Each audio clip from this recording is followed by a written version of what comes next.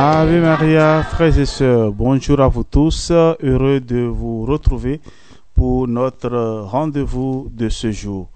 Nous avons commencé à parler depuis le début du mois d'un nouveau thème, la vie eucharistique à l'exemple des saints. Nous allons continuer donc avec ce thème et jusqu'à la fin du mois. Et avec la grâce de Dieu, nous sommes sous la protection de Dieu, confiants en la protection de Dieu, et avec sa grâce, nous pensons arriver jusqu'au bout de ce cheminement. Jésus m'a aimé et s'est livré pour moi. Galates 2, verset 20.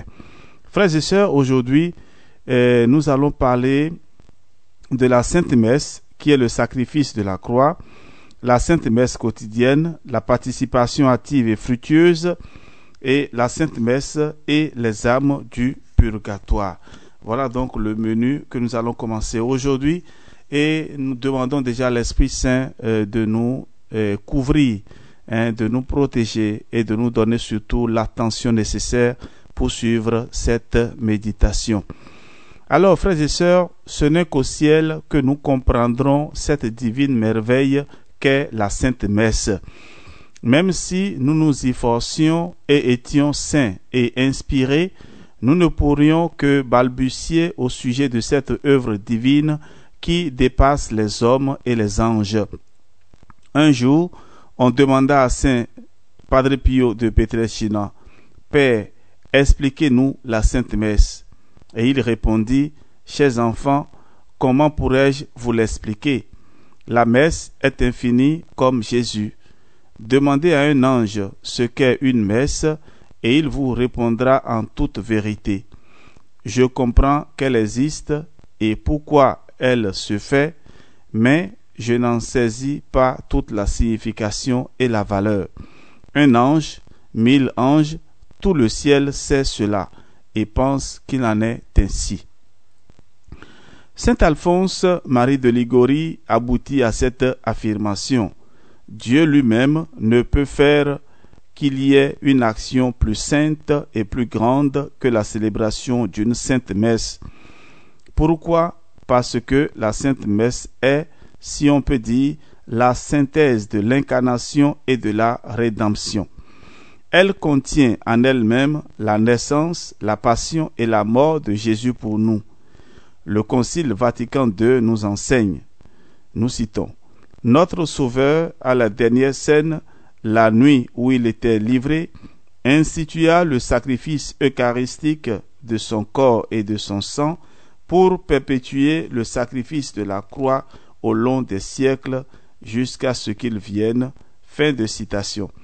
Et ceci, nous le trouvons dans Sacrosanctum Concilium numéro 47.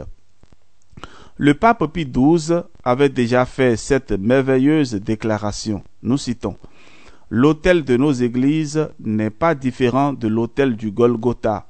Lui aussi est un mont surmonté de la croix et du crucifié. Là se réalise la réconciliation de Dieu et de l'homme. » Fin de citation.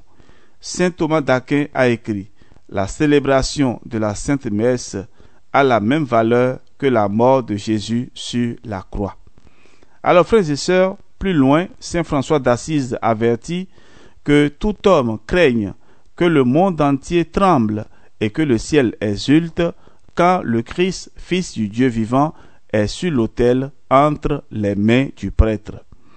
En réalité, renouvelant le sacrifice de la passion et de la mort de notre Seigneur Jésus, la Sainte Messe est un événement si grand qu'elle suffit à elle seule à retenir la justice divine. Saint Albert le Grand affirme « Toute la colère et l'indignation de Dieu disparaissent devant cette offrande. » Sainte Thérèse de Jésus, que nous fêtons le 15 octobre, disait à ses filles « Sans la Sainte Messe, que serions-nous devenus?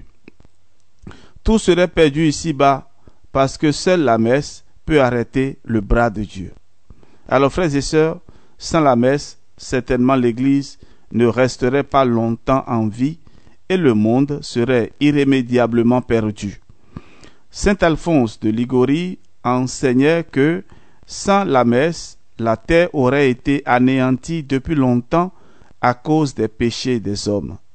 Saint Pio de Pietrelcina affirmait: il serait plus facile que la terre continue d'exister sans le soleil plutôt que sans la messe. Retenez bien cette pensée de Saint Padre Pio: il serait plus facile que la terre continue d'exister sans le soleil plutôt que sans la messe. Il faisait écho à Saint Léonard de Port-Maurice qui disait: je crois que s'il n'y avait pas eu la messe, à cette heure déjà, le monde se serait effondré sous le poids de ses iniquités. La messe est le puissant soutien qui le maintient.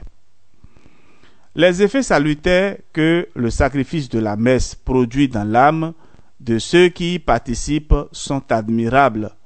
Il obtient le repentir et le pardon des péchés, la réduction de la peine temporelle due au péché, affaiblit l'empire de Satan et les assauts de la concupiscence, renforce les liens de notre incorporation au Christ, préserve des dangers et malheurs, diminue la durée du purgatoire et procure un plus grand degré de gloire dans le ciel. Saint Laurent Justinien nous dit: aucun être humain ne peut énumérer les faveurs qui ont leur source dans le sacrifice de la Sainte Messe. Le pécheur se réconcilie avec Dieu, le juste devient plus juste, les fautes sont effacées, les vices anéantis, les vertus et les mérites rendus plus efficaces, les embûches du démon sont confondues. Frères et sœurs, vous voyez les grâces sublimes d'une seule messe. Saint Léonard de Port-Maurice ne cessait d'exhorter les foules venues pour l'entendre. Écoutez, ô gens qui êtes dans l'erreur, que faites-vous? Pourquoi ne courez-vous pas aux églises pour écouter autant de saintes messes qu'il vous est possible? Pourquoi n'imitez-vous pas les anges, lesquels, lorsque se célèbre une messe, descendent en foule du paradis et se tiennent autour de nos autels en adoration pour intercéder pour nous? S'il est vrai que nous avons tous besoin de la grâce du Seigneur dans cette vie et dans l'autre, rien ne peut nous l'obtenir plus puissamment de Dieu que la messe. Saint Philippe Néri nous dit: avec la prière, nous demandons à Dieu des grâces. Par la Sainte Messe, nous le contraignons à nous les donner.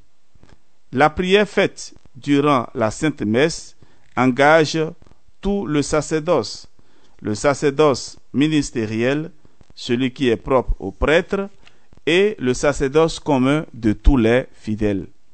Dans la messe, notre prière est unie à la prière souffrante du Christ qui s'immole pour nous, spécialement durant le canon de la Sainte Messe, qui est le cœur de la messe. Notre prière devient aussi la prière de Jésus présent parmi nous. Les deux moments du canon romain, au cours desquels il est possible de rappeler les vivants et les défunts, sont des moments clés de notre prière. Nous pouvons prier pour nos nécessités, nous pouvons recommander les personnes qui nous sont chères, vivantes et défuntes, précisément au moment suprême de la passion et de la mort de Jésus entre les mains du prêtre. Profitons-en. Les saints y tenaient beaucoup, et quand ils se recommandaient aux prières du prêtre, il leur demandait de les nommer, surtout au cours du canon. Particulièrement à l'heure de la mort, les messes dévotement écoutées seront notre plus grande consolation et espérance.